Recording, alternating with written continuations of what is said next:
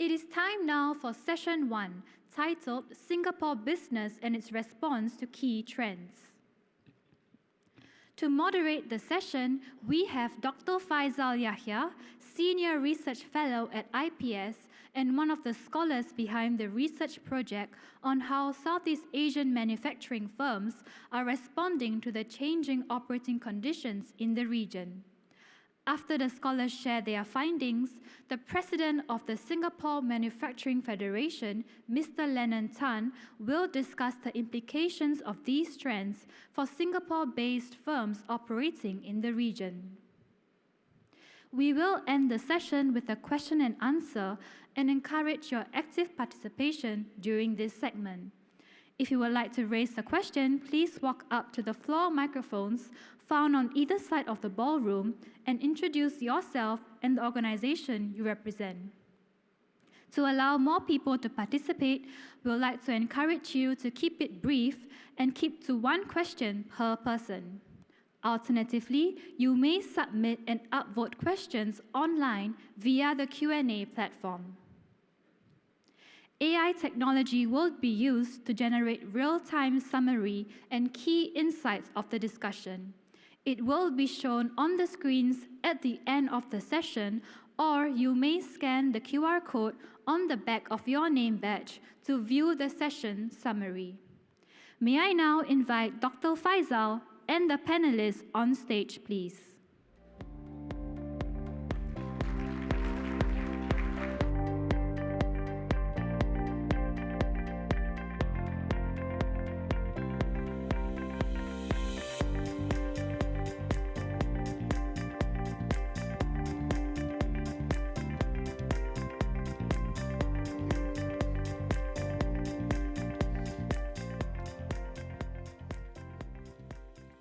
Hi, everyone. Thank you for being here for this panel of discussion.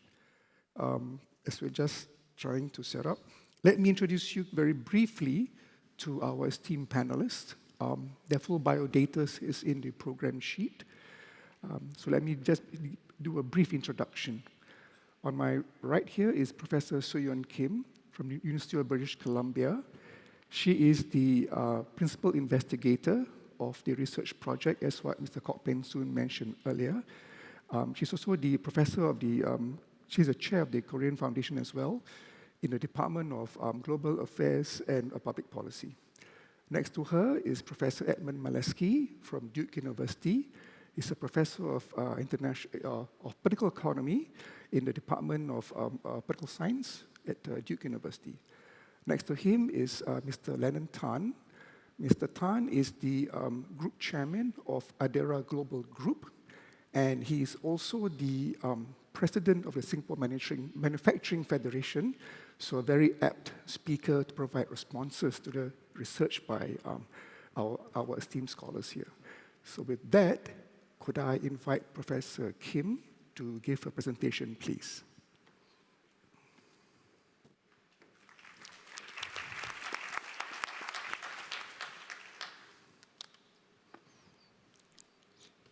The distinct honor of kicking off this panel. Thank you so much. Good afternoon. Thank you for being here. It's such a pleasure to come back to my former home, and such an honor, really, to be participating in this celebration of Singapore's 60th birthday. In front of all of you, I note the passage of my years, as I say. You know, it just seems like yesterday when I was watching the 50th anniversary celebrations, and already 10 years has passed. And so now here we are at the 60th. I'm very grateful to the Institute of Policy Studies at the LKY School and US for inviting and hosting me. I'm especially grateful to my partners in crime, Dr. Faisal bin Yahya here and Dr. Julian Koh, for all their efforts in putting together this forum, this panel, and much of the conference next week. So today, what I'll do is present the research findings from a multi-country survey that it took us about a year to implement, but several years before that to actually prepare. Our focus has been to understand how firms are navigating, right, the current climate between 23 and 24 on matters such as trade policy, digitalisation, sustainability, and regional integration. Right,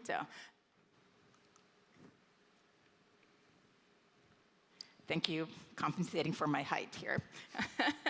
All right, this is our distinguished research team. We're an international team of scholars. Each of us took charge, if you will, of a particular country.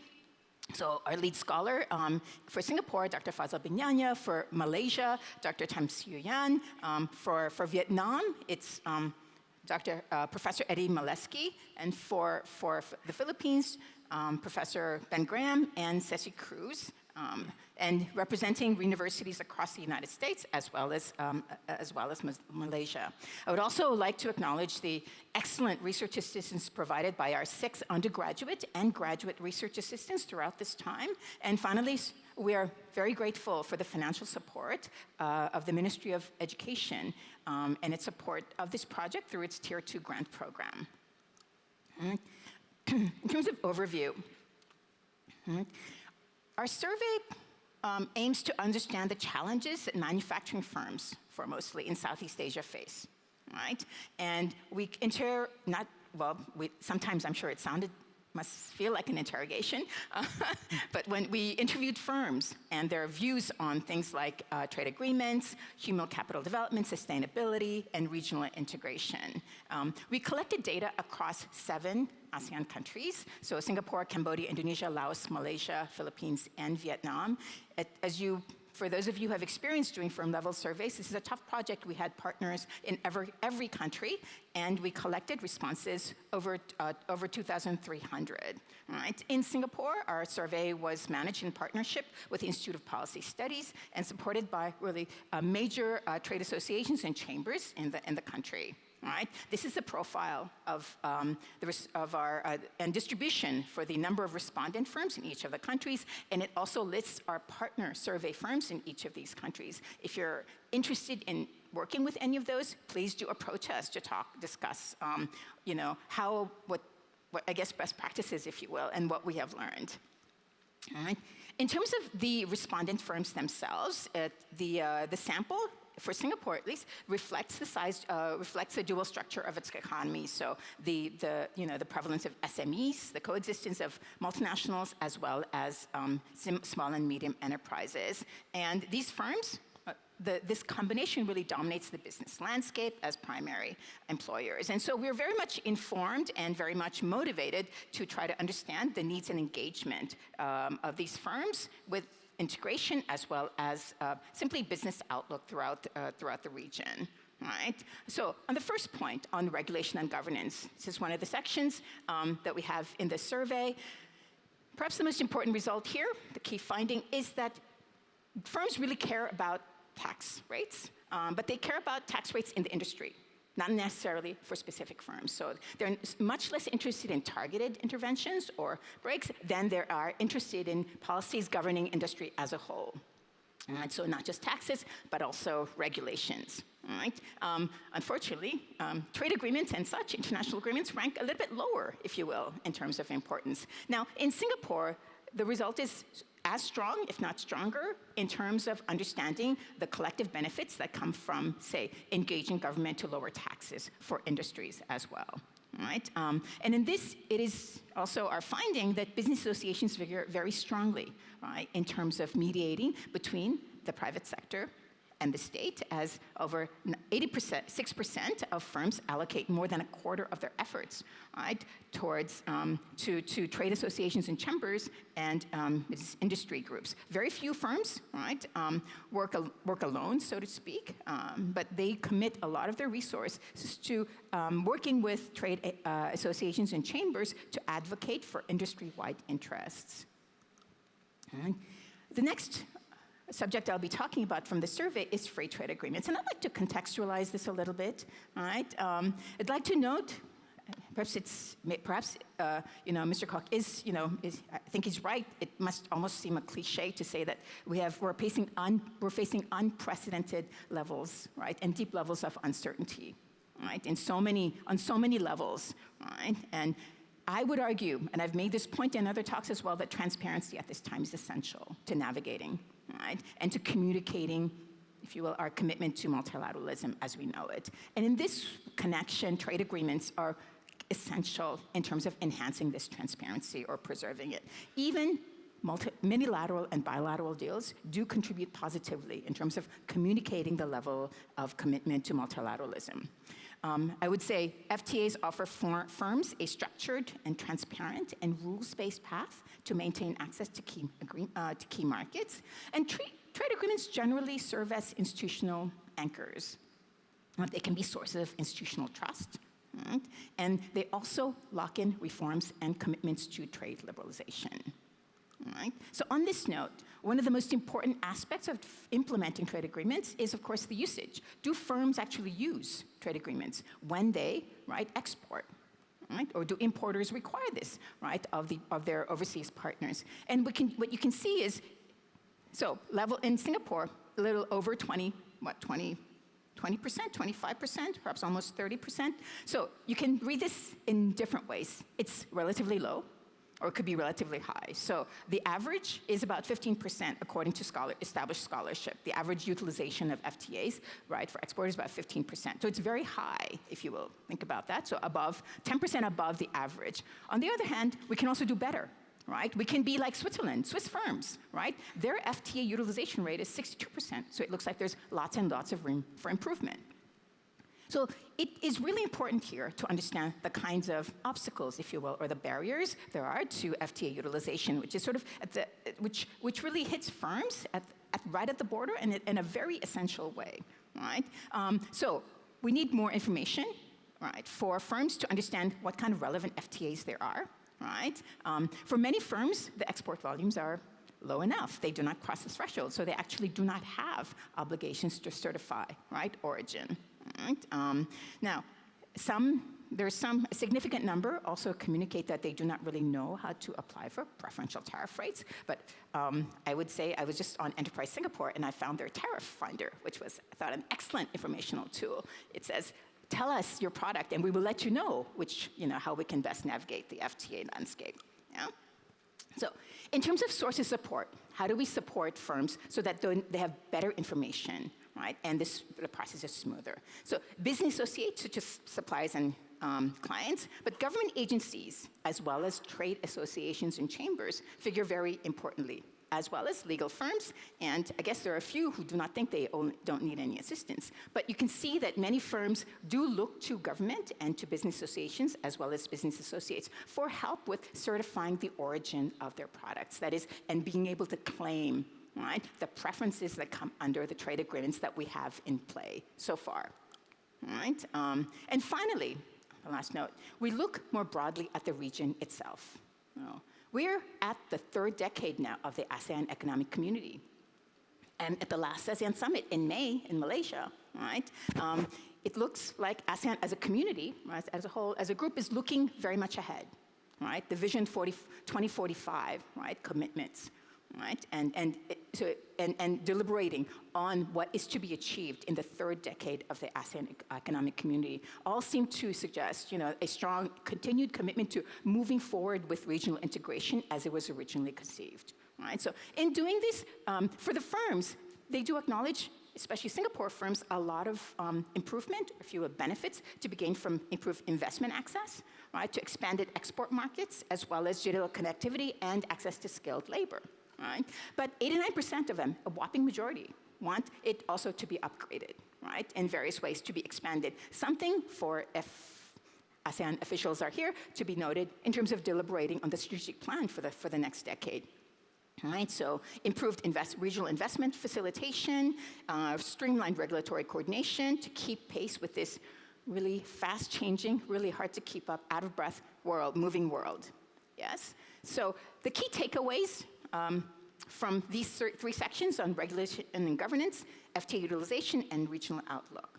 Right? So on regulation and governance, again, we note that tax-related concerns are foremost in the minds of firms, especially as they relate to industries.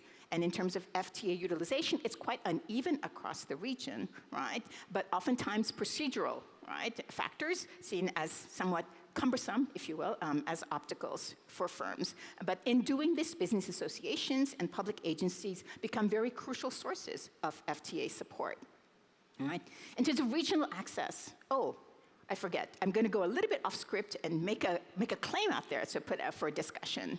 So the first thing, so I would recommend some practical steps, right, is one, first of all, raise the threshold actually for waiving, right, certificate of origin. Right now, under AFTA, the ASEAN FTA, it's $200, right, what we call the de minimis threshold for requiring a certificate of origin.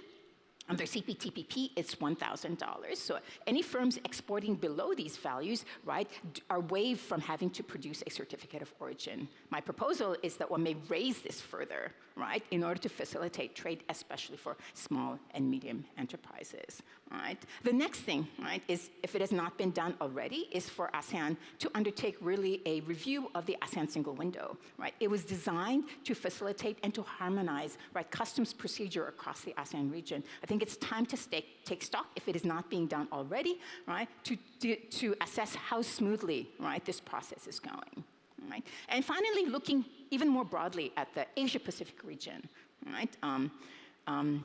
Mr. Kok has remarked that he just came back from the APAC Business, right, Advisory Council meeting. It looks like for APAC 2025, the initiative surrounding the free trade area of the Asia-Pacific is formally on the agenda, right? If this trade agreement were to come to fruition, it would basically bring together 27 economies, CPTPP as well as RCEP countries. Many of these overlapping countries with overlapping membership in these two would be brought together. So I strongly urge, right, support, right, of concluding, in some ways, the free trade area of the Asia-Pacific initiative. Now, finally, on the AEC, right, so which we are all a community, this is our community, right? The AEC has had many benefits: improved access to investment in export markets and digital connectivity. But again, we can do forward, and we can move forward, right, in terms of improving regulatory interoperability, talent mobility, right, and more responsive, right, ASEAN institutions. Thank you for your attention. Right? If you would like to speak to any of us, would like a copy of the report, right, please do contact us, right? Please direct all your difficult questions to Dr. Faisal bin Yahya. Thank you very much for your attention. Thank you, Suyin. You not only went under time, but you even gave your recommendations right up front, so you save us some time. But do hold your questions till the end, once the finalists have all presented, please. Next, can I please welcome Professor Ed Maleski to provide his presentation, please.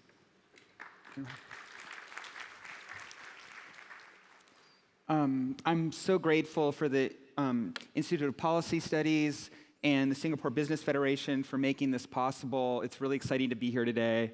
I'm also really grateful to Suyon for being the principal investigator on this project, for herding all the cats on the survey and letting us ask challenging and interesting questions, and Faisal, for you for managing all the operations here. And I also want to thank, this survey is really only possible because all the businesses, some of them who are probably in this room, took time out of their days to answer some questions on the survey, somewhat abstract, somewhat challenging, and we wouldn't have anything here to present if it hadn't been for those businesses, so I want to thank them.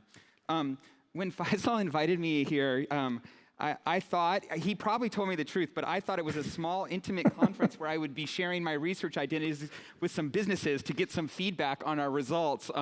So yeah, if this is small, I guess that's small in Singapore. Because Suyon did the hard work here of presenting the research methodology, and also she did the hard work of managing the project, and it gives me a chance for me to talk about some of the unique things that I put in the survey that allowed me to test some, I think, important and emerging research questions. So let me step back by saying, like, I'm a political economist. What I'm really interested is how businesses interact with the state, how state policies affect business performance, but also how businesses engage with the state to be able to affect those policies. And so I've become interested in three big questions, and the opportunity that when I was invited to be part of this project, it allowed me to explore these three big questions. The first one is on corporate environmentalism. I am really interested in green upgrading of businesses. I'm interested in why businesses spend the money on their operations to green their operations. I'm interested in why businesses comply with green regulations. And I'm especially interested in why they do it in emerging markets. So let me just sort of put the puzzle out here that I'm interested in. Singapore is obviously an exception here, but many states are choosing a top-down approach to greening their economies. The state's putting forward very stringent regulations, they're putting inspections in place and trying to enforce those inspections. But many states, especially in the ASEAN region, simply just do not have the capacity for a top-down approach. They have the budget's too small, too few people with the expertise or information to be able to do proper environmental regulations. And so why do we see and how will we see green upgrading in those economies? The second question I'm interested in is automation. How much are businesses automating? Why are they automating? What exactly are they doing? And what are the implications both for productivity and for the future of labor markets? Jensen Huang often says about AI, but I think this is important when it comes to automation as well, is that automation is not going to put people out of a job. People who understand AI and automation are going to put people out of a job. So what do countries do in a world of automation to train future workforces? So that's the second big question I was interested in. And the third big question I was interested in was digitalization. During COVID, many businesses switched to digitalization, online buying, online trading of receipts, and I was interested in how much that process continued after the COVID era and how it was affecting business performance, but also in a world, how are businesses that switched to digitalization, it seems that many countries are still trying to catch up with digitalization. Regulation is still being put in place for online activities, and I wanted to be able to check to see how is that process going. All right, so let's go in and I'll show you a few of the questions that I put on the survey. Now I don't have time to go through all of them in detail, but I'm hoping that what I can do is sort of whet your appetite, get you to look at the report, and maybe get you to ask some questions here or personally. Okay, so here's as I said, most countries have chosen a top-down approach, government regulation and enforcement, as a way to encourage green upgrading. Putting in place stringent regulations, say, for example, only electric vehicles in a certain spot, or 100% of businesses with upgrades in waste treatment plants by such and such a date. I want to know if there's something else we can do. One, to make those businesses feel those regulations are legitimate. Second, to incentivize businesses. In the literature in political economy, there are two other drivers of green upgrading in businesses. One is civil society pressure, non-state organizations, groups of customers that get together to put, say, for example, green seals or green stamps to tell businesses, we're worried about potential climate change, environment, degradation, safety, and by putting forth this green seal, this will create an extra incentive for businesses to behave that way. The third is simply the market pressure. If consumers want green upgrading, then businesses, profit-motive businesses, will make those types of changes. And I wanted to, so how do we test what's more important or what might impact? And now I don't want to just say it's a horse race, because I actually think it's not a one-size-fits-all type of policy. That for some types of businesses, regulation might be important. For other types of businesses, the market might be important. So a key issue here is export markets in particular. Companies that are exporting to consumers that demand higher green value are more likely to take this upgrading. In fact, in the political economy literature, there's something, I'm a native Californian, so I take pride in this. We call it the California effect.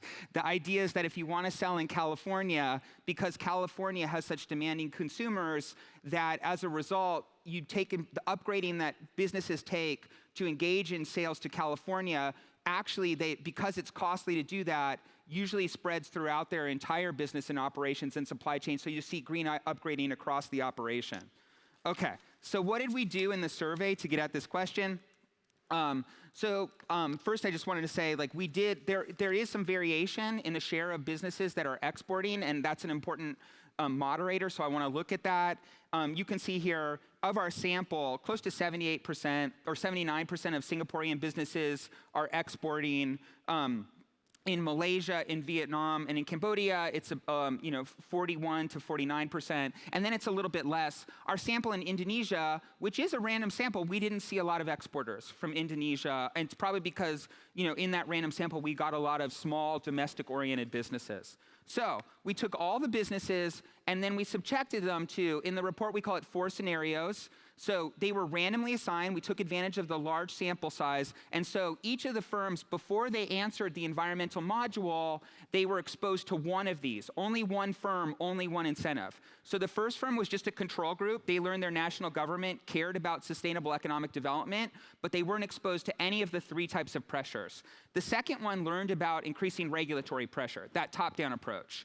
The third one learned about a green list. An organization would begin to publish a green list, categorizing individual firms and rank ordering them. And the third part learned about customers making greater demands for green investment. So they were exposed to one of these 4 treatments. It was pretty innocuous. It just sort of appeared in the survey. And then after then, they were asked a whole bunch of questions about their green upgrading, so we could see how exposure to one of these treatments, one of these scenarios, impacted them. All right, you ready for the big findings? Okay, here's the big findings. Okay, so as I said, I don't have a lot of time, so I'll try and hit the highlights a little bit. So what you see on this graph, 2 panels. One is firms that are domestic oriented. They're not exporting. The second one is that firms that are exporting. Now, we asked a lot of outcomes, but I just want to focus on one, firms putting their money where their mouth is. How much as a share of total operations are you going to spend on green investment in the next couple of years? So, and you can see that it ranges between 5% to about 7%.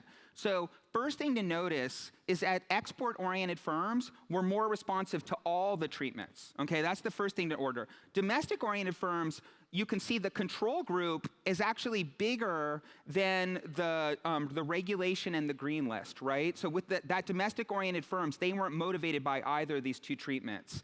The second thing to notice is that exporters are very highly impacted by that green seal. So learning that there was going to be a green stamp or a rank ordering of businesses was highly motivating for them. In fact, that's the biggest difference that we see. Similarly, exporters were highly motivated by consumers, much less than regulation, okay? So that consumer pressure is also important. So once again, to come back to the main issue here, it's not a one-size-fits-all, and that market pressure matters. Now, Singapore is actually really interesting. You can see that Singaporean firms were particularly influenced by consumer pressure. Vietnamese firms were particularly motivated by the green list. External pressure had no impact on firms in the Philippines, Laos, and Cambodia, and that may have to do with the aspirations and where they intend to export, right? They might not be trying to make the types of investments that are necessary for exporting to large Western markets.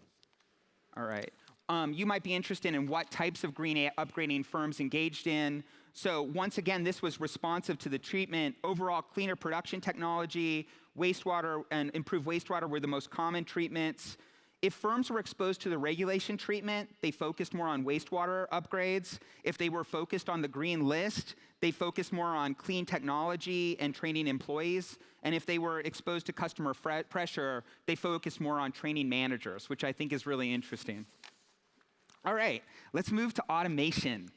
All right, so this little, I'm competing against the clock here. So this graph, it moves from sort of yellow means less automation, and as you move more and more blue, it's a larger share of operations in your business processes. Automation and digital technologies have become integral to modern businesses. That is true in Singapore. 70% have automated just up to 25% of their operations, but no firms in Singapore report 100% automation, which we see in some other countries, including Indonesia. 55% of firms in Singapore report digitalisation of service delivery, mobile apps, digital ordering. But we haven't seen, and this is important, and I'll be interested when Lennon speaks to this, Singapore firms are kind of behind the curve when it's compared to Malaysia or even Indonesia when it comes to robotic automation and bringing AI into their processes. And that's kind of interesting given the technical advantage that Singapore generally has. Singaporean firms are enthusiastic about the productivity benefits. So many Singaporean firms say that they will operate in the next few years, even though they haven't upgraded into automation now. So now it's really interesting that AI and machine learning adoption is actually quite a bit higher in, as I said, in Malaysia. As I said, while Singaporean firms are interested in the productivity benefits, a big question that I was interested in was whether this would have an impact on labor markets. Moving to automation, would that cost workers their jobs? One really thing that's interesting, you can see here in the graph, blue says that is increasing employment, red is reducing employment. You can see that some places are particularly concerned about automation costing jobs, particularly the Philippines. Singapore is not one of them. In fact, Singaporean business managers seem to think that automation is going to be good for, will be balanced, that they'll be able to hire workers and hire a different type of more skilled workers. So they don't see automation as particularly damaging to their business. They actually think that it will help them actually find workers an adaptable workforce. But other places, you can see there is some more concern about how automation will affect the market. Vietnam is similar to the Philippines. Malaysia is kind of interesting. Malaysia and Indonesia actually see automation as a benefit, and we can explore that a little bit more later. Finally, digitalization. We asked firms about the type of digitalization they were engaging in. You can see here, so online purchasing, online sale of goods or services, online advertising. There's a lot of variation across the ASEAN and where this is going. So one thing in particular, you can see that rapid use of online purchasing in Vietnam. That's dramatic. That was a response to COVID that has not gone away. So in a lot of the businesses, Singaporean firms have engaged in a lot of digitalization, but but less for direct online sales.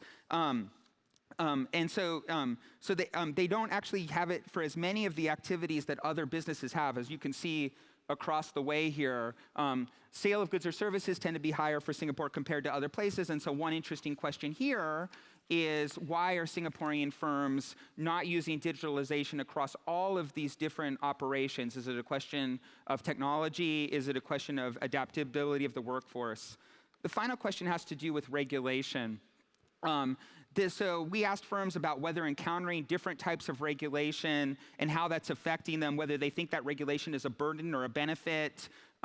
So taxation of digital services, intellectual property laws, collection, storage, and transfer of data, and other cybersecurity regulations. You can see that in general, Singaporean firms are encountering a great deal of regulation. They don't necessarily think it's problematic. In fact, they think it's kind of an enhancer for them. Other countries are very concerned about this. The regulation is detrimental, and some of them are getting concerned. You can see that in some of those places, Laos, Vietnam, and Philippines are expressing some concern with digitalization. I think that's because of regulation being used as an excuse for intrusion in some of these countries that is, in some ways, disrupting business. So let me jump to the punchlines just a little bit.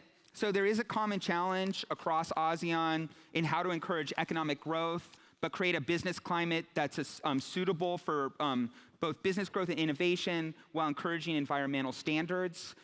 Here, I did look at these three forms of stakeholder pressure, and I think the bottom line here is it really depends. Regulation is obviously important, it really matters, but only a regulatory top-down approach is not going to be as effective as an approach that's combined with introducing market-based incentives and making sure that firms are exposed to the customer pressures.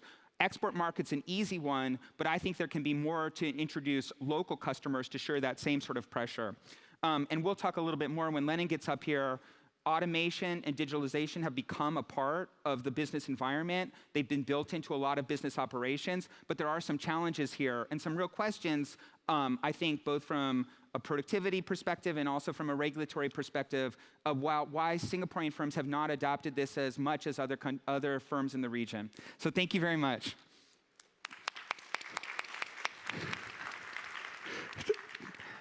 Thank you, Eddie, for the presentation. Next, we have Mr. Lennon Tan for his presentation, please. Thank you, Leonard.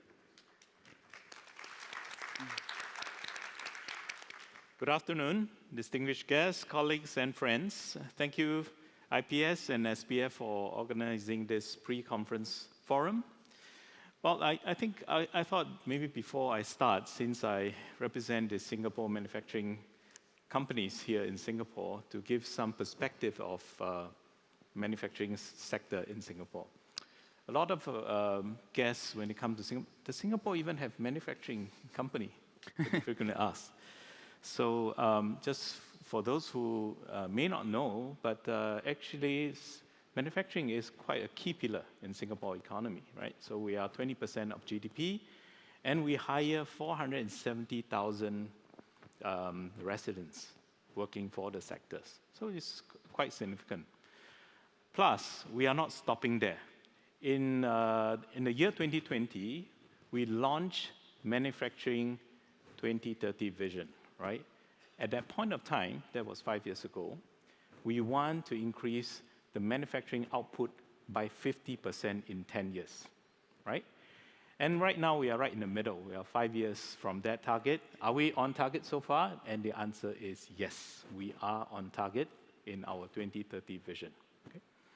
So my presentation is really a distillation from the research paper done by the esteemed panel here, and I want to congratulate them for doing such a good job. And also, some perspective that we are looking at what's happening around us. We believe that our cheese have moved. Many years ago, there's a book that's called Who Moved My Cheese? It's a simple book, maybe only this thin, telling us that things change very often. I remember when I worked for corporate, we used to do 10-year business plan, 5 years business plan, and today you'll be lucky if we have a 3-year plan, right? So I think things have changed. The rule-based trade has been dismantled.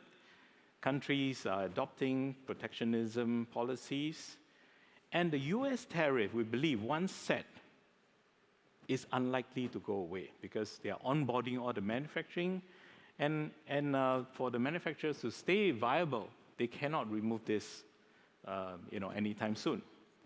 And of course, there's a great reorder of trading alliances. So now, for example, you have Brazil now working with different trading partners.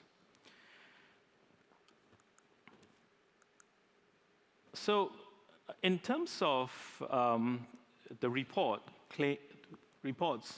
we are looking at 4 forces that reshape the Singapore businesses, right? First, we have the geopolitical fragmentation and tariff. What used to be a cycle is now a regime. And Professor Milski mentioned about smart automation of AI. I saw a report just a couple of days ago, I believe it was by Business Times. They say Singapore's entitlement for AI is 3% of GDP. So if businesses adopt AI well, we can grow our GDP by 3%. So this is something that we definitely want to look forward to. And net zero supply chain. I believe that all the countries have a net zero plan, and the last check, Singapore is due at 2050, and we are sticking to guns at this. And next pillar is our regionalization 2.0. Now, many visitors, when they come visit us, they say that, oh, Singapore have it easy, you only have 10%, right? But I think most of our businesses here do have stake in the region. So not too long ago, we always encourage our company to go out, to internationalize. So therefore, many of us have Singapore plus one strategy, China plus one strategy. So whatever happened there affects directly to Singapore businesses. So the survey is interesting. That points to the fact that in terms of manufacturing, we are a dual economy, right? We have huge production plants, huge as in terms of the production output in the area of semiconductor, in the area of pharmaceutical. But we have 76% of the surveyed companies are deemed as SMEs, right? So you have a great variety of economies in this kind of scale. Huge manufacturing plant, SMBs. And second, we talk about automation. Singapore being very advanced in digitization, why are our SMBs not embracing automation as we would have expected, right? After all, our labor is expensive. After all, it is difficult to hire people to do more of the menial jobs, right? But our members tell us that typically to fully automate, of course, this is a generalized discussion, takes about 3 to 5 million Sing dollars worth of investment to fully automate production. And looking at the market size that our SMBs are supplying, whether for Singapore or the region, it's difficult to calculate the ROI. Any ROI that's go beyond 5 years for that kind of sum is difficult for them to justify. Hence, the reluctance, hence the slowness in terms of adoption of automation. I suppose one avocation is that our government does give the EDG grants that help businesses to automate, but often there's a limit to that automation grant. Usually it's in a quantum of 200,000. Compare that to 3 to 5 million, it's difficult for them to justify that. So therefore, we see the numbers as discussed in the survey. And not only that, you find that 30.2% of SMBs do not automate at all, right? So this is definitely an area for Singapore to look at fervently and change that. Third, the FTAs. We have 28 FTAs, yet many of us are not leveraging that. So there are many reasons why they say so. One, they say, "Oh, my volume is small, so I find that I don't have to do that." Number two is that I don't know. 10% of them say I don't know how to do it, right?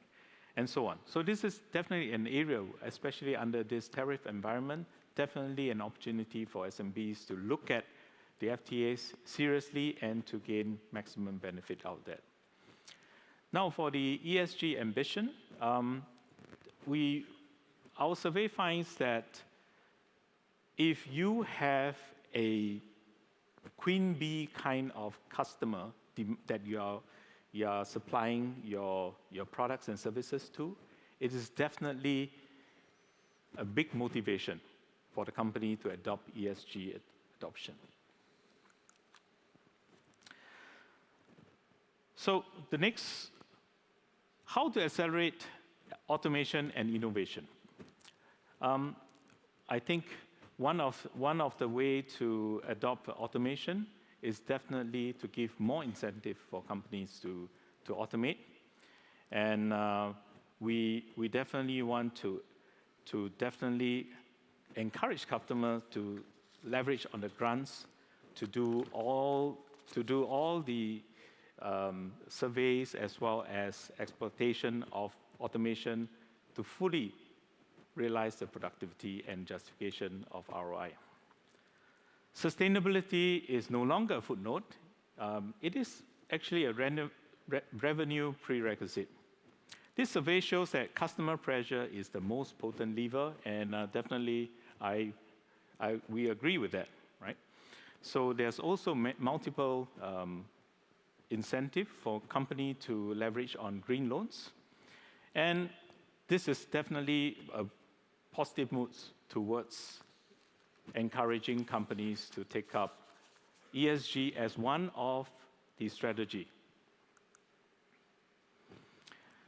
Now, for trade diversification, capital and talent must diversify along markets.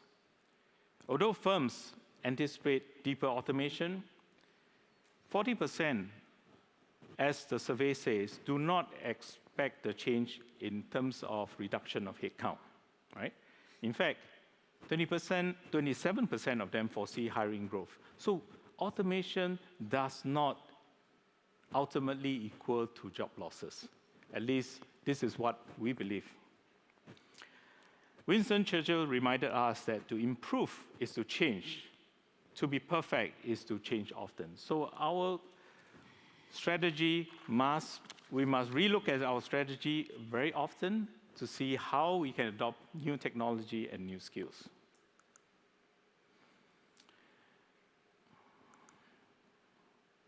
So, a playbook for integrated growth. A playbook is for us, based on the paper, is to co-invest. I think there is an enterprise development grant, what we call a 50-50-50 model. That can be up to 50 million per consortium, with at least 50% of funds flowing to green and digital projects and 50% to local supplier. Co-create, there are plenty of regulatory sandboxes for circular economy traceability, starting with electronics and agri-food. Third, co-skill, a tripartite AI and sustainability academy offering stackable micro-credentials, targeting to train trainees in the first 24 months. Now, it is imperative for us to act, adapt, and form alliances. To act is to deploy technology beyond customer-facing integration into cooperation. We find that most of our businesses here, although at the customer front, customer service and administration, they deploy digitization, but it does not flow into the core operation. This is an area that we encourage our businesses to really look into, and the time to act is now. To adapt, in the past, we may trade with a couple of countries. I think in this recent years, SBF have explored new areas of geography for businesses to go, as far as Africa, South America. I think it is time for us to look at beyond this region and to look for more trading and business opportunities in bigger geographies. Alliances. There are opportunities for business associations, such as SBF, SMF, to form alliances in the region. The likeness of our trade association can provide the bridging, the platform for businesses to meet frequently and to interact, and therefore forming new business opportunity. With that, I thank you, and I look forward to our panel discussion later on. Thank you, Lennon. I don't know how we did it, but we're actually under time. Okay, spot on. Okay, so let me, as you think about your questions for the Q&A round, let me just ask very quickly one round of questions to each of the panelists here to kickstart the discussion, if I may. Okay, so in the usual order of 1 to 3, can I just ask Prof. Suyun, you mentioned perhaps there's a need to, especially in these times of the T word, tariffs, has reared its ugly head. So within the Southeast Asian region, how do you envisage the way forward, for example, in terms of regional integration, to make it more of regional dynamics to increase intra-regional trade, for example, if you please? Thank you so much, Faisal. A very important question, right? So one way to address this high level, this unprecedented level of uncertainty, I think, is to deepen regional integration. There are ways to do this. I think the first thing, so I would recommend, is in some ways to go back to first principles, to affirm that the original mission, if you will, of forming the ASEAN economic community, economic mission was to move towards a single production zone and perhaps a single market at some point. I don't think this objective has changed or should change, for that matter. So within ASEAN, right? So it is about reaffirming that commitment to moving towards a single production zone. But I think there's a bigger role for ASEAN to play actually in the broader Asia Pacific, and that is to move forward asserting ASEAN centrality even more, right? So ASEAN is a convener for Asia, right, in terms of institutional formation, institutional commitments. And as Asia right now has institutions that do not have the participation of the United States. So the question of leadership is even more important. Right? So there are things like, can multilateralism survive? Can it go on without the participation of the United States, its original architect? And if there is a leader, who will it be? Right? But ASEAN has an excellent record, right, of being this convener, right, in the region, and something that I think it should assert more strongly moving forward. Thank you, Suyen. Next question is for Ed Malinsky, Prof. You did your experimentation, very interesting, the 4 key drivers. It seems that the green list is not a trigger. It's merely regulations and or top-down kind of thing, or bottom-up in terms of the consumers who are actually driving this change. What are your thoughts on that? Yeah. So let me just say a couple things about that, and responding to a little bit to what Lennon said. So, I do think regulation is important, but consumers really do matter here. I want to just take the question in a little bit different direction, which is to say, export markets are obvious. That's an easy one. What do you do about having that same sort of incentive from the market in domestic markets? Lennon pointed to a queen bee strategy. When there's a buyer that puts pressure, I have often wondered whether that could be a strategy for many of the emerging markets around, which is to use government or local government as a buyer, especially when it comes to government procurement contracts, to create that same sort of green incentive from the market perspective. I also think there's another issue here, which is something that I'm exploring, which is convincing especially many small firms of the legitimacy of the regulations, right? If they, in certain environments where they think the regulations are more of an excuse to intervene in their business, then they tend to not follow it. And what's the best way to encourage legitimacy? It is to actually, in some ways, as Lennon was saying, co-create. That is, have firms be more involved in participating in the drafting of the regulations that govern them. So, for example, having small businesses, small, medium-sized enterprises take part in notice and comment. And so we've tried experimenting with that a little bit and seen big benefits to compliance with the regulations when those businesses were involved in sort of a co-creation strategy, so that the regulations made sense, so that they thought they were legitimate, and so they thought they had some authorship of them. Thank you, Ed. Next to Mr. Lennon Tan. You're the president of the Singapore Manufacturing Federation. The study is about manufacturing companies, obviously.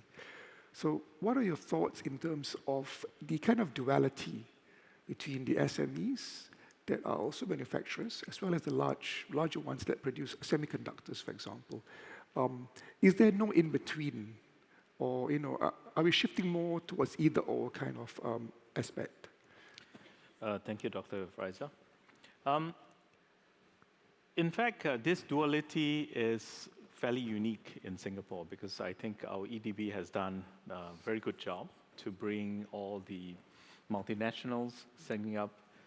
And by the way, I do believe that most of their plants are fully automated, especially in the semiconductor and pharmaceutical. They are fully automated versus SMBs.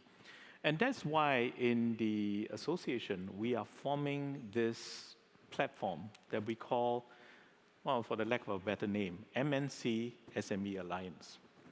Now, this kind of alliance can have great impact to the SMBs here locally. I'll give you an example. I give a quote of one of our members called ATC. Right? ATC is, usually SMBs provide services and small contract works that form out from the multinationals. And they are basically low value add work.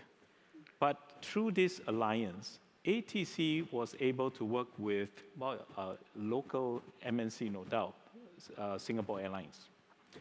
Now, in the past, the Singapore Airlines Boeing business class. Once, after some years, we have to dismantle the seats and then send it back to the US, refurbish, send it back. And it's no wonder our business class tickets are so expensive. Yeah. So ATC now works with, through a project called the MNC SME Alliance. Actually, we work with Singapore Airlines and refurbish it locally. Now, the key thing is not about refurbishing. It's about making sure that whatever you've done to the seats, right, pass FAA tests or whatever you call it. So that expertise is now through a series of work with our A-Star, SimTech, and they now have this capability. So what it means that now we no longer need to send our seats back. Now it can be refurbished back here, certified here locally.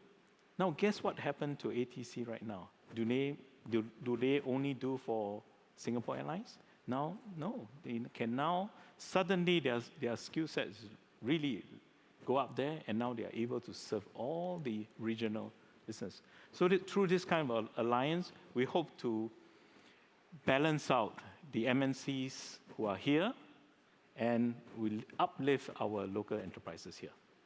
Excellent. But the business class tickets are still expensive. Despite that, maybe it should be more expensive. It goes for profit. Okay. So, some ground rules for the Q&A session, simple ones. Please do state your name and which organization you're from, and keep your question short, and I'll limit one question per speaker. So at this point in time, do I see any hands held up for, okay, there's one here. I'll take a couple, if you don't mind. Anyone else? I don't see any other. No, so please, sir, identify yourself and state your question, please. Keep it short, please. Sure, my name is Andre To. I'm from a public accounting firm, EY. Thank you, panelists, for sharing the results of the studies. My question, and I was particularly intrigued by one statistics, that only 15% of free trade agreements are being utilized by businesses in ASEAN. So my question, I was grateful for comments from the panelists, right, regarding the effectiveness of FTA if only 15% of it is being utilized. Considering the amount of time, effort, resources, political credit expended to secure those agreements, are there other ways of achieving the same objective without wasting 85% of that effort? Thank you. Thank you, sir. So a large amount of effort, but only 15% of FTA is utilized throughout the whole of ASEAN. So I'm going to maybe direct first Suyen and then Lennon. And maybe Ed, if you have something to jump in, please, Suyen. Thank you for this excellent question. So I think I suggested at least certainly one way which could facilitate better utilization of FTAs, and that is to raise the de minimis, what we call the threshold for requiring certificate of origin. Right? So if you raise it above 200 for AFTA, if you raise it above 1,000 for CPTPP export to these countries, then it is possible that we would be smoothing things out a bit. There's that. And the literature shows actually there are other bureaucratic measures you can take, right? Self-certification makes the process so much smoother, right, for exporters as well, right? And finally, the thing that's more systemic in nature is if you consolidate trade agreements. So the RCEP is really effective in this regard. So the 15 member states have basically put, right, rules of origin, right, across 27 agreements under the one RCEP agreement. Right? And this one, certainly makes it really, on the bureaucratic or technical side, so much easier for firms to navigate if whereas there is this one rules of origin, and that is harmonized across all the member states. Thank you, Suyen. Lennon, please. Thank you. In fact, the survey does point out some of the reason why people say that, why don't we use it, right? Number one, first reason is the FTAs are not relevant to my business, right? So that's why they don't look at it. Second is that my trading value is too low, so it doesn't justify too much effort to do this. And third, I don't know how to use it, right? So I think that it's a question of knowledge, I believe, right? And that's why the CERT task force today offer up to 100,000 grant to businesses that are doing regional trade, especially impacted by the US tariff situation. This will allow them to hire some expertise, right, in the FTAs and to really come into the company to look at it. When you say no FTA is relevant to me, is it true, right? So at least I believe that to be not entirely true because not only just FTA, sometimes the way you classify your product code, the HS code make a whole lot of difference. So are you declaring your products at the right code, for example? So I think the problem may be knowledge. The problem may be, so to the question, I don't know how to do it, with all the AI technology right now, are we able to create an agent to really help the SMBs especially to answer some of their questions and to guide them along step by step? Excellent. Thank you, Len. Please. Yeah, I just wanted to respond in two ways. I think it's a great question. But the way you phrased it as 85% of effort wasted, I do think it's a big opportunity cost in the sense that so many businesses are not taking advantage of the opportunity.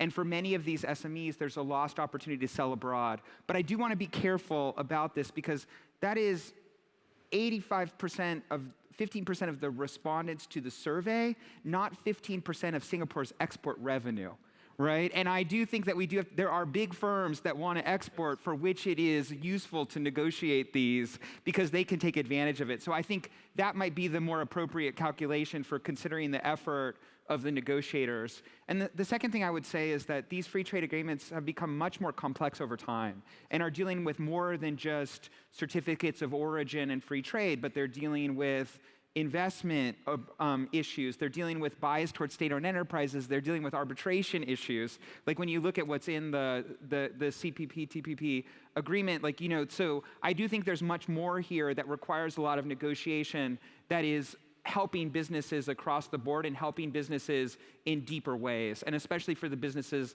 the big businesses, the productive businesses that are looking to go abroad. Thank you, Eddie. Do I have any further questions from the floor? If not, I'll just take from the pigeonhole a question. I'm just wondering if we can flash a question. No? Okay, so I'll just read. Okay, hold on. I saw you a bit late, but I'll come back to you, okay? Let me just ask a question from the pigeonhole first. It's a two-parter, okay? How well is Singapore poised to benefit from the reshoring of labor brought about by the new tariff environment? I presume, reshoring back into Singapore, I think. Is that what you mean? Is the skilled labor in the region mobile enough for countries like Singapore to take advantage of a more favorable tariff structure vis-a-vis the US? Okay, so the first part, how well is Singapore poised to benefit from the reshoring of labor brought by the new tariff environment? Anyone wish to tackle that? I can give you an example. Okay, Lennon, please. Yeah. Go ahead. I believe that it's a question of economics, right? If we believe that if our tariff position continue to be at 10%, and say on the average out there is 20 to 25%, there might be some opportunity right there. Especially our FTAs include Batam and Bintang. Right. So it's not just Singapore per se, right? So if you reshore back to Batam Bintang, it counts depending on the FTAs, which FTA of course. Mm-hmm. So in recent time, and as recent as like 6 months ago, right, we have seen some of the branded furniture, Chinese production, mattresses, furnitures. Right. They're reshoring back to Batam for that. Obviously, from a cost standpoint, it will cost significantly more to produce in China. But if you count the tariff, it makes sense. So we do see this kind of trend happening. So some reshoring in certain sectors are happening. Okay. So, Yuan, would you like to jump in? This is a very, very sophisticated set of questions, Yep. I think, and quite difficult to sort of parse out. I think what would have to happen. I think so. I think there's some sense that any bilateral arrangement in the U.S. right is likely. It's possible to take advantage of this, right, in the area of skilled labor. I think we should look to, again, what are the policies governing movement of natural persons, right, into Singapore, and the agreements that are in place. It would depend, I would say, very much on that. But those are really excellent questions to think about. Thank you. Ed, would you like to add anything in terms of maybe labor mobility, skills? Yeah, I mean, I agree with my fellow panelists. It's a great question, and I was trying to do like a little bit of this cost-benefit analysis in my head as we were, I think, unsuccessfully. But it is, there's obviously a benefit to the tariff, but there are questions of space, labor technology costs here. So so I was thinking that it is going to be feasible for a few select industries, especially high-value industries. And I would imagine that the best types of industries would be here that are ones that are the high-value added process of pretty complex supply chains. So that the type of industries you'd want to bring back were the ones that took advantage of Singapore's placement in the region. And so here would be, I wouldn't say, obviously not assembly, but would be a great place to be able to take advantage of design issues that would bring the value to the Singaporean companies. So that's what I would think about in terms of strategy here. But I do think you are competing against the much higher cost structure in Singapore when you're doing that. Okay. Thank you, Eddie. Haven't forgotten. There's a question there. Yes, please. Hi there. My name is Sean. I'm from Zeroth Labs. We're an applied complexity science company. So my question is for Su Young. I really liked her picture of the ASEAN common market, but we don't have one today.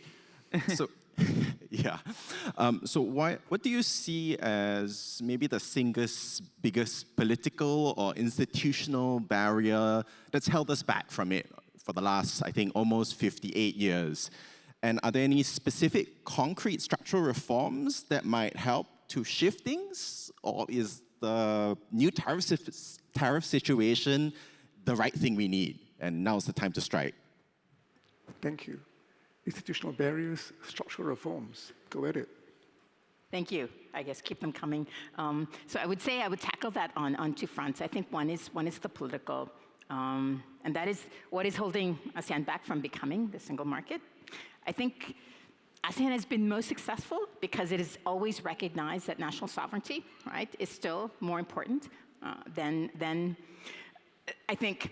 I would just make that claim there. Then what is the community's interest, right? And there's always been a recognition of this, and it's what's made it successful, but also what is in some ways holding it back from, achieving further integration, right? So that would be one. On the economic side, if we're to get technical about it, I think it would be largely, right, the kinds of agreements or provisions in place for governing movement of persons, right? So trade flows relatively freely, investment as well, but when it comes to moving labor, right? I think that probably is the main barrier, and not likely to be politically resolved anytime soon, if I'm not mistaken. Thank you, Suyan. I have a question from the pigeonhole that's kind of interesting. Okay, let me just try and go at it first as you're thinking about it, from the floor. What is driving automation in Malaysia and Indonesia that is making Singapore lag behind? What is driving automation in Malaysia and Indonesia that is making Singapore lag behind? Yeah. Eddie, would you like to? That's my question. Yeah, please, Eddie, go ahead. Yeah, I mean, I want to be a little bit cautious up here. It is awkward for an academic that works with data to be talking to Singapore's business community that knows so much more about these actual decisions than I do. But I will say there are a few things. So automation is an expensive enterprise when you think about it. It does require a lot of new equipment. It requires labor to install that equipment. It requires flexibility, especially when it comes to retooling. Lennon and I had a great conversation that automation is almost always customized to the specific processes. And so I think there is a real question about, for the small and medium-sized enterprises that are operating in Singapore, I think there's a value proposition here, which is how much, given how much they're doing already and what their margins are, whether it's worth it to invest in those types of large, expensive changes to their operations, especially on the factory floor. So I think that might be one thing. A second thing is, there is the driver from the buyer, right? So a lot of this has to do with Malaysia and Indonesia are often operating there's foreign companies that are purchasing and often solving the problem that Singaporean businesses face in terms of the cost, providing loans on equipment, providing technology, offering to help install some of these processes in these businesses. That might be another driver that's happening in those places. And so it might be just a question of whether the Singaporean SMEs are plugged into the supply chains and can benefit from the large sort of multinational corporation sort of supply chain operations and the loan structure and purchases and sharing of equipment that happens in those. But I'd be really interested to hear Lennon's response to that as well. Yeah. Thank you, Eddie. Leonard, would you like to? Thank you, Professor Mileski. Automation is always better. I think we can all imagine this. You get more consistent quality. You have, in terms of administration, you only need technician versus a big army of HR managing big army of workers, union, and so on. I mean, so automation is really the golden standard here. But of course, as I mentioned just now, Singapore, especially if the company is dealing with a smaller marketplace, Singapore, maybe some part of ASEAN, their total revenue just find it hard to justify that. Versus a production plant in Malaysia, which inherently is a much bigger marketplace compared to Singapore. Plus, they are perhaps export-based. So any export-based big market kind of companies would go for automation. That means that the ROI, you can justify the ROI within 5 to 10 years, and it makes a lot of sense, right? I do believe this is what Singapore needs to be at as well. So therefore, I think our companies need more help.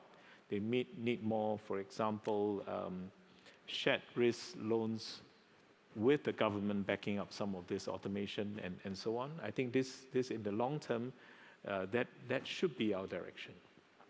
Okay, thank you, Len. Andy, would you like to jump in? Yeah, and so I also wanted to provide so that we did, but you didn't leave here with the false impression. I also wanted to offer some precision on the data as well. So the data doesn't show that Singaporean firms are not automating. It shows that almost all firms are automating to some extent. They're just not automating the full share of their operations. In Malaysia and Singapore, in Malaysia and Indonesia and Vietnam, there's a lot of businesses that are not automating at all, and then there's a small portion that are engaging in a lot of automation, right?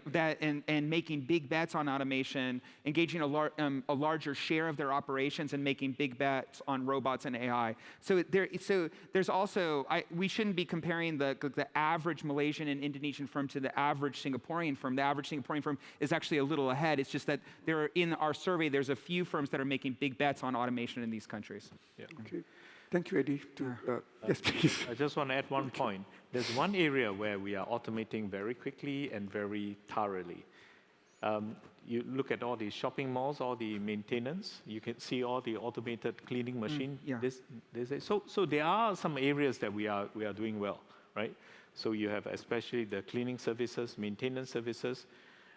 When you hire workers, they are sitting on machine, controlling the machine versus really using the broom. So that is where we want to be at for manufacturing as well. Okay. Thank you, Len. That shows how important are shopping malls to Singaporeans. Okay. Question from the floor. If I don't see any, I'll go back to the tablet. Okay, I don't see any. Okay, next question. Oh, wow, it changed. Okay, geopolitics, yeah? You can't run from it. In light of growing geopolitical fragmentation and supply chain reconfiguration, it's a long question, how can Singapore balance its economic resilience with continued openness to global markets, particularly in sectors where national security and technology are becoming increasingly intertwined? So geopolitics, fragmentation, and reconfiguration of the supply chain. And how do you balance the need for national security and the need for advancement in technology or trade in technology? Anybody would like to take this question, please? Any takers?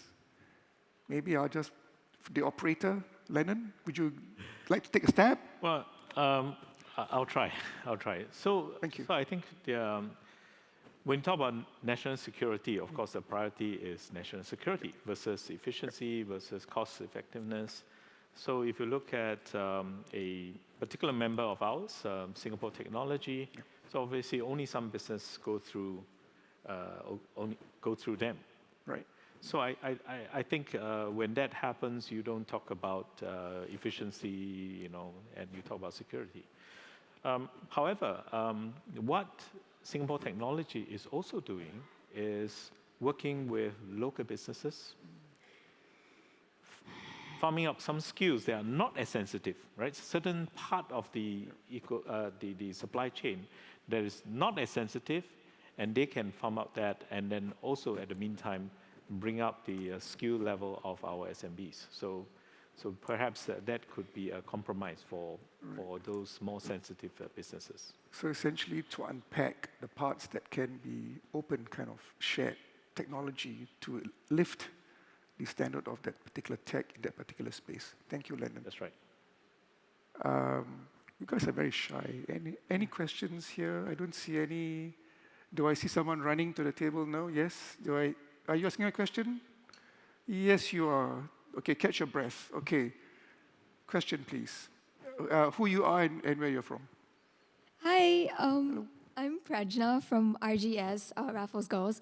Thank you so much for the enriching presentations. So you propose solutions to aid businesses such as increased automation and digitalization.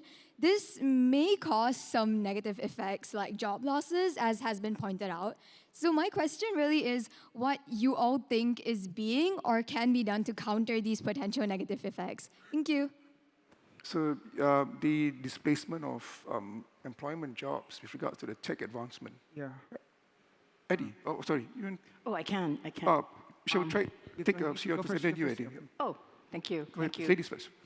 So as I was saying at dinner last night, when I came into Singapore this time around, the thing I noticed is I thought, what happened to everyone at the desks? There are no people at immigration anymore. Right? And I said, and so my question then to Faisal was, where did they go? Where did they go? And he assured me there has been no retrenchment, that they have simply been redeployed. Right? And so I think you're very right to point out, right, that there are going to be social dislocations for automation. So Singapore, the government has been probably very effective in terms of redeployment, right, in a country that is not abundant in labor, but very high-skilled, right, human capital. Easy to deploy. I think the situation for automation and the institutional mechanisms for dealing with the social dislocations that come out of automation are not so advanced, right, in some of our neighboring countries, and that is definitely something to watch for. So the capacity to redeploy is one advantage that we have, as we can see during COVID, for example, when pivot the air crew and all that to healthcare. Yeah. Ed, please. So I think there's two important sort of policies. One, and the first one is one that Singapore, I think, is already doing far more than just about every country in the world in thinking about. So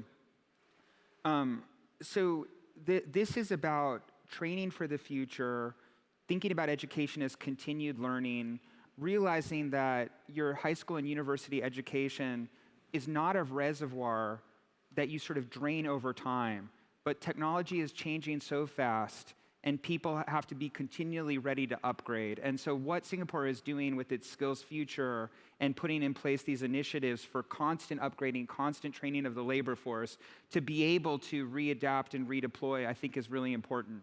Now, I think it's also important to understand that I think that's really important.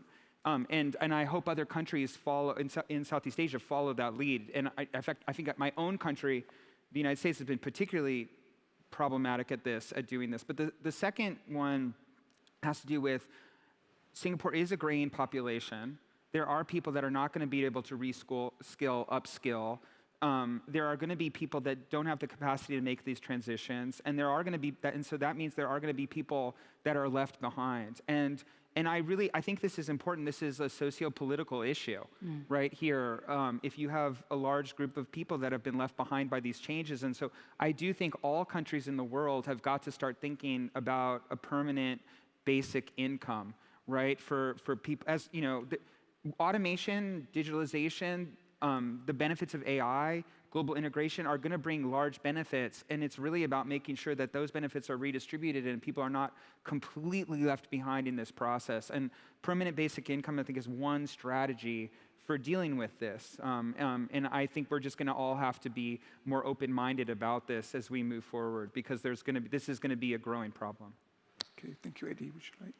Oh, okay, please. Sure. Then, please. Dr. Faisal, I guess my answer to the question is that is it really a job loss? So I guess depending on what we automate. I give you an example. We used to run a card plant. We manufacture your credit cards in your wallets, your SIM card that goes on the phone, and at peak we were making 400 million cards a year. So before all this AI visual inspection was mature, we hire army of people inspecting the cards manually and physically. So very frequently, sometimes I walk in the shop floor, and they are inspecting. You know what happened? The hand goes, what are you having for dinner? So what I mean is that when this kind of job get automated, is it really a job loss? Perhaps for a third world economy, I think that you can say. But if you talk in Singapore terms, these are jobs typically, when you automate, means you need less work pass. Means you don't have to have this job anymore. A machine or automated processes can handle this. So I will argue that automation may not really mean losing meaningful job. Okay, great. Let me take this very interesting question, because it's got the other T word, Trump, okay, from the pigeonhole, okay? President Trump's reciprocal tariffs are bilateral and transactional in nature. You can just flash that on the screen. One possible reason is to decouple global supply chains from China. Will this unraveling of supply chains will this unravel supply chains in ASEAN as well as its FTA like RCEP? Okay, quite specific question to the actions of President Trump, and how will it impact, for example, agreements like RCEP with regards to the regional trade agreements? Suyeon, any thoughts? Certainly, I can give this one a try. Thank you, Dennis Hu, for this question. So, as you probably well know, the United States is not a signatory to RCEP. Right. So one of the big agreements, the other being CPTPP, of course, where the U.S. is not a signatory. So I would say on the question, it was unlikely to unravel supply chain in ASEAN. But I think this goes really with the whole question on this, navigating this geopolitics. Yep. So definitely on the U.S. side, it is a decoupling strategy, yes, from China. But for everyone else, I think the keyword is not decoupling; it is de-risking, right? And so I think that one we have to. That one can take many forms on supply chains. I've become quite interested in following the laying of, believe it or not, subsea cables, right, in recent weeks. And it's been so interesting to see how they're so geopolitically connected. So given Singapore's hub position in the regional economy, I'm sure there are colleagues already at work on this, right, in MINDEF and elsewhere, sort of tracking just exactly where Singapore is in the network, economic as well as military. And so I think on this question of decoupling, I think the de-risking strategy is going to be the most important moving forward, whether it's economic or political. Ed, please. Yeah. So this is this is a great question. It's a question I've been thinking a lot about recently. It's a question I have a research project on, which is tracking rerouting from China and trying to see how much of Chinese product is being rerouted through other countries and how much is just value-added production that has moved to other countries, and studying it at a very fine-grained level. So let me just say what I agree with, and then sort of move forward. So absolutely, the new administration strategy is bilateral. Absolutely, that they do not want to work through multilateral arrangements. Absolutely, it is transactional. You can see this back and forth.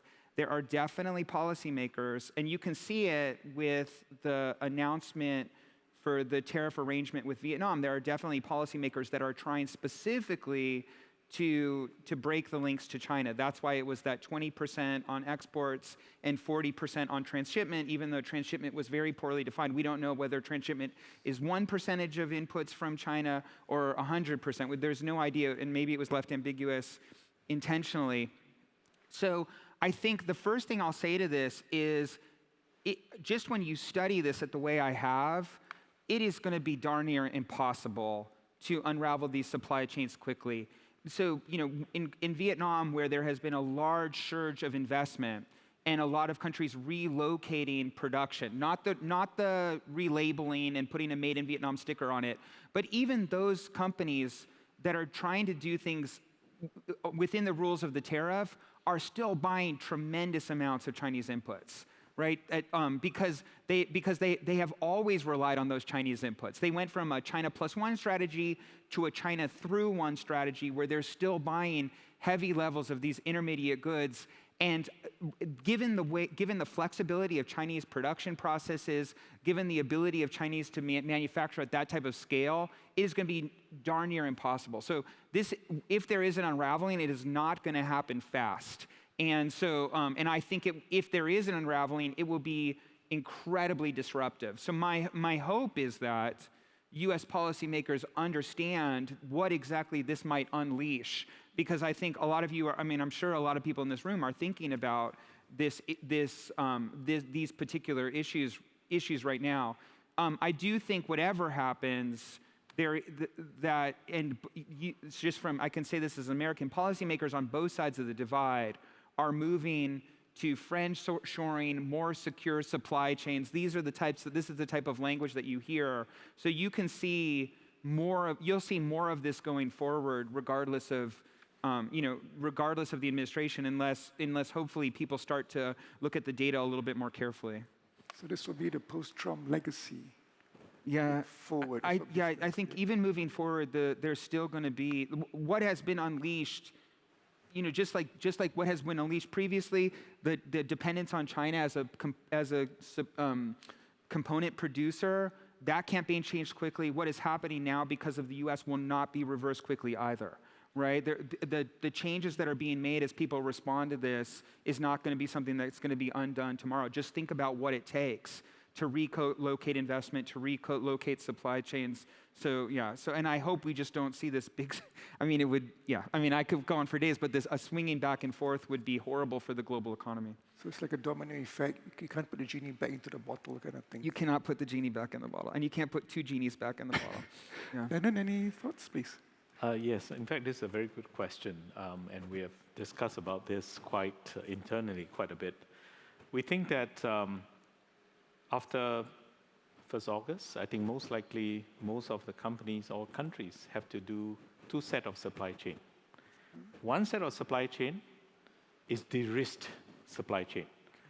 So this is entirely for the US markets. Another supply chain is for the rest of the world. I'm going to bet the supply chain that's going to be just producing for the US is going to be very expensive. Right. Today, China produce. I just give an example. All the screws that we use, on any component, 90% come from China. So if you want to find a source that, even a component as simple as this, right? It's going to be difficult, but it can be done, but at a price. So I'm not sure by the time you're done with the US-bound supply chain, whether it's still viable. So so we think that this is something that we have to do. In effect, it's making America more expensive. it will eventually be, Going at least for the forward. short term. It's for short term. Any questions from the floor? Okay, we have one. Well, that was quick. Please. State your name and where you're from, please. Hi, my name is Borg from MFA. Quick question. Observe that the lots of mention about ASEAN, given the fact that I've worked on ASEAN issues for a long time. I'd like to seek the panel's initial views, suggestions, ideas, given the fact that Singapore will be chair of ASEAN 2027, as to some of the ideas that you can sort of suggest for Singapore to focus on. Thank you. Thank you. It's a bit broad, your question about Singapore, the next chairing ASEAN going forward, but if we tune it back to the discussion that we've had, any thoughts on what Singapore might do or should do, or what role it should take in terms of the areas of interest? Open-ended, anyone would you like to jump in, given Singapore's impending role as the ASEAN chair? Yeah. Do you want to go first, or? You go ahead. Eddie. It's yeah. I mean, I hope I do a little bit better than the United States appointment to the B ambassador to Singapore on the answer to this question. Yeah. No, I do. I think I do. I think this is a really important opportunity for Singapore to be able to demonstrate some leadership, like in the area. So I think. We were just talking about China. I do think that this is an important opportunity for Singapore to provide some guidance about helping ASEAN navigate these rough waters in this global economic challenge between these two countries, and paving a way for the ASEAN has put himself in this really interesting position of being this bridge between these two countries, where they are, where to some extent China is part of these supply chains and exporting to the U.S. And I am hoping that Singapore and its leadership can demonstrate to both countries the importance of that international network and keep it from unraveling.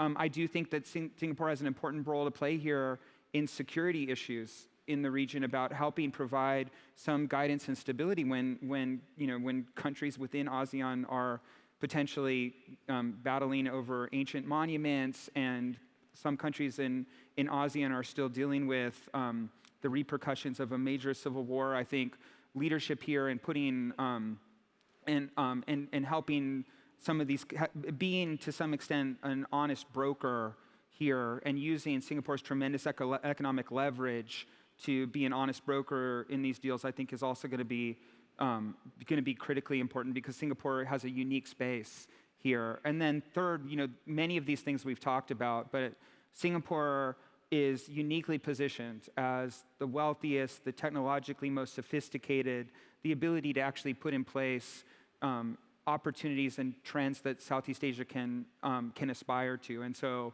in terms of dealing with the technical change that's here, in terms of being with sustainability questions and climate change, these are opportunities for Singapore to take leadership on these big, grand challenges, and I hope that's on the table as well. Thank you. Time is running. Could you just give me the purview to try and look at these two quick questions on the good questions on the pigeonhole? Okay. Well, okay.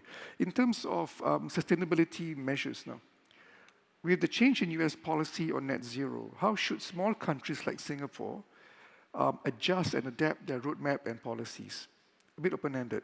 Very, very quickly, how should Singapore pivot in terms of the US's change in policy on net zero? Yeah. Very, very quickly. Yeah. So I think bottom line, I wouldn't worry about U.S. policy. This is a global, transnational question that is existential for Singapore. So I wouldn't think about the minute, short-term economic benefits of adapting. I would think about the long-term issues here about making those adaptations on it. Yeah. So I think for this definitely give the sustainability program a drag in terms of its momentum. But I think for Singapore, we are pressing on as far as sustainability is concerned. Linking back to the previous question, I hope that ASEAN can come to certain standards that we both mutually, ASEAN and its member mutually recognize. So kind of best practices standards in there. Plus, Singapore will hopes to work with our ASEAN neighbors for green Greek. So this is a big opportunity for us to get green energy from our ASEAN neighbors whenever they can provide. Thank you, Lennon. Thank you. Very quickly, can you just go on to this question about investments, which we have not touched on investments yet.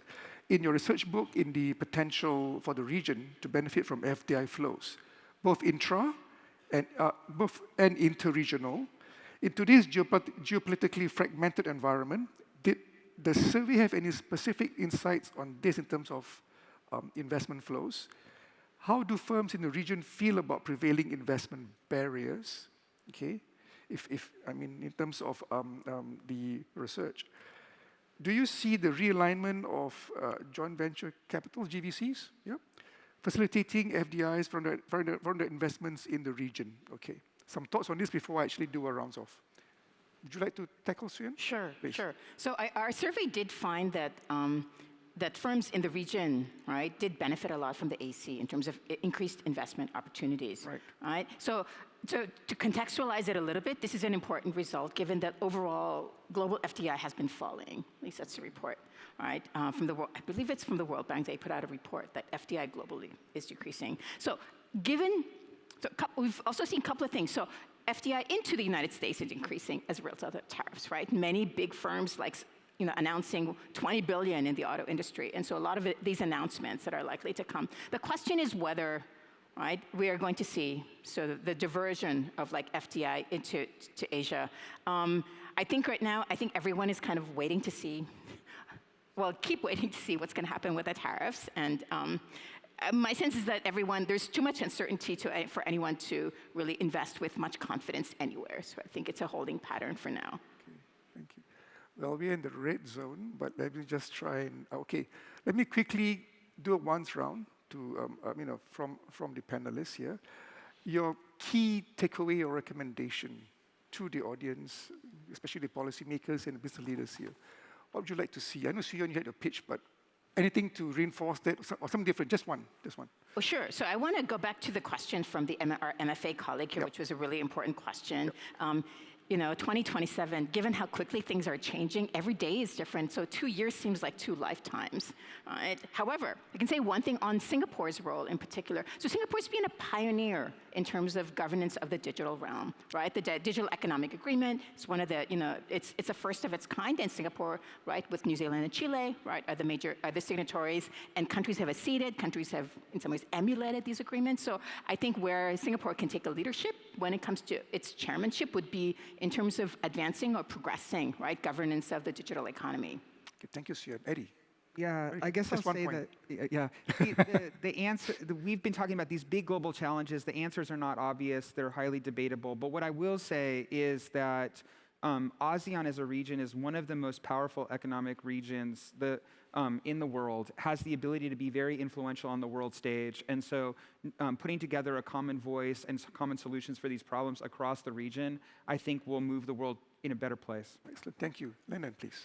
Well, I think my takeaway for your report is no matter what's happening on the external situation, tariff and all, nothing beats innovation. So innovate relentlessly, continue to make your products more efficient, better, and so on. Adopt automation and AI into your operation. In that way, you can keep yourself lean and meet the world that way, and diversify both your markets and your capital. Excellent. Thank you. Thank you very much. Thank you, audience, for your questions and for your patience. Can we just please give some applause to our excellent panelists, please? Thank you. Thank you.